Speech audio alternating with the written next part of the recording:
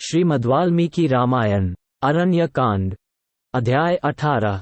श्रीराम के टाल देने पर शूर्पणखा का लक्ष्मण से प्रणययाचना करना, फिर उनके भी टालने पर उसका सीता पर आक्रमण और लक्ष्मण का उसके नाक कान काट लेना। श्रीराम ने कामपाश से बंधी हुई उस शूर्पणखा से अपनी इच्छा के अनुसार मधुर वाणी में मंद मंद मुस्कुराते हुए कहा, आदरणीय देवी, मैं विवाह कर चुका हूँ। यह मेरी प्यारी पत्नी विद्यमान है। तुम जैसी स्त्रियों के लिए तो सौत का रहना अत्यंत दुखदायी ही होगा। ये मेरे छोटे भाई श्रीमान लक्ष्मण बड़े शीलवान, देखने में प्रिय लगने वाले और बल पराक्रम से संपन्न है। इनके साथ स्त्री नहीं है। ये अपूर्व गुणों से संपन्न है। ये तरुण तो हैं ही, इनका रूप भी देखने में बड़ा मनोरम है। अतः यदि इन्हें भार्या की चाह होगी तो ये ही तुम्हारे इस सुंदर रूप के योग्य पति होंगे। विशाल लोचने वरारोहे, जैसे सूर्य की प्रभा मेरु पर्वत का सेवन करती है, उसी प्रकार तुम मेरे इन छोटे भाई लक्ष्मण को पति के रूप में अपनाकर सौत के भय से रहित हो इनकी सेवा करो। श्री रामचंद्र जी के ऐसा कहने पर वह काम से मोहित हुई राक्षसी उन्हें छोड़कर सहसा लक्ष्मण के पास जा पहुंची और इस प्रकार बोली, लक्ष्मण, तुम्हारे इस सुंदर रूप के योग्य मैं ही हूँ, अतः मैं ही तुम्हारी परम सुंदरी भार्या हो सकती हूँ। मुझे अंगीकार कर लेने पर तुम मेरे साथ समूचे दंडकारण्य में सुखपूर्वक विचरण कर सकोगे। उस राक्षसी के ऐसा कहने पर बातचीत में निपुण सुमित्रा कुमार लक्ष्मण मुस्कुरा कर सूप जैसे नखवाली उस निशाचरी से ये युक्तियुक्त बात बोले, लाल कमल के समान गौर वर्ण वाली सुंदरी, मैं तो दास हूँ, अपने बड़े भाई भगवान श्री राम के अधीन हूँ। तुम मेरी स्त्री होकर दासी बनना क्यों चाहती हो? विशाल लोचने, मेरे बड़े भैया संपूर्ण ऐश्वर्यों अथवा सभी अभीष्ट वस्तुओं से संपन्न हैं। तुम उन्हीं की छोटी स्त्री हो जाओ। इससे तुम्हारे सभी मनोरथ सिद्ध हो जाएंगे और तुम सदा प्रसन्न रहोगी। तुम्हारे रूप रंग उन्हीं के योग्य निर्मल हैं।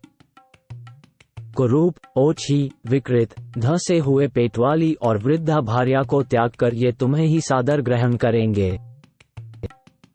सुंदर कटे प्रदेश वाली वरवर्णिनी, कौन ऐसा बुद्धिमान मनुष्य होगा जो तुम्हारे इस श्रेष्ठ रूप को छोड़कर मानवन्याओं से प्रेम करेगा? लक्ष्मण के इस प्रकार कहने पर परिहास को न समझने वाली उस लंबे पेट वाली विकराल राक्षसी ने उनकी बात को सच्ची माना। वह पर्णशाला में सीता के साथ बैठे हुए शत्रु संतापी दुर्जय वीर श्री रामचंद्र जी के पास लौट आई और काम से मोहित होकर बोली, राम, तुम इस कुरूप, ओछी, विकृत, ध से हुए पेटवाली और वृद्धा का आश्रय लेकर मेरा विशेष आदर नहीं करते हो। अतः आज तुम्हारे देखते देखते मैं इस मानुषी को खा जाऊंगी और इस सौत के न रहने पर तुम्हारे साथ सुखपूर्वक विचरण करूंगी। ऐसा कहकर दहकते हुए अंगारों के समान नेत्रों वाली शूर्पणखा अत्यंत क्रोध में भरकर मृगनयनी सीता की ओर झपटी, मानो कोई बड़ी भारी उल्का रोहिणी नामक तारे पर टूट पड़ी हो। महाबली श्रीराम ने मौत के फंदे की तरह आती हुई उस राक्षसी को हुंकार से रोककर कुपित हो लक्ष्मण से कहा, सुमित्रानंदन, क्रूर कर्म करने वाले अनार्यों से किसी प्रकार का परिहास भी नहीं करना चाहिए। सौम्य, देखो न, इस समय सीता के प्राण किसी प्रकार बड़ी मुश्किल से बचे हैं। पुरुष सिंह, तुम्हें इस कुरूपा, कुलटा, अत्यंत मतवाली और लंबे पेट वाली राक्षसी को कुरूप किसी अंग से हीन कर देना चाहिए। श्री रामचंद्र जी के इस प्रकार आदेश देने पर क्रोध में भरे हुए महाबली लक्ष्मण ने उनके देखते देखते म्यान से तलवार खींच ली और शूर्पणखा के नाक कान काट लिए। नाक और कान कट जाने पर भयंकर राक्षसी शूर्पणखा बड़े जोर से चिल्लाकर जैसे आई थी उसी तरह वन में भाग गई। खून से भीगी हुई वह महाभयंकर एवं विकराल रूप वाली निशाचरी नाना प्रकार के स्वरों में जोर जोर से चीत्कार करने लगी, मानो वर्षा काल में मेघों की घटा गर्जन तर्जन कर रही हो। वह देखने में बड़ी भयानक थी। उसने अपने कटे हुए अंगों से बारंबार खून की धारा बहाते और दोनों भुजाएं ऊपर उठाकर चिघाड़ते हुए एक विशाल वन के भीतर प्रवेश किया।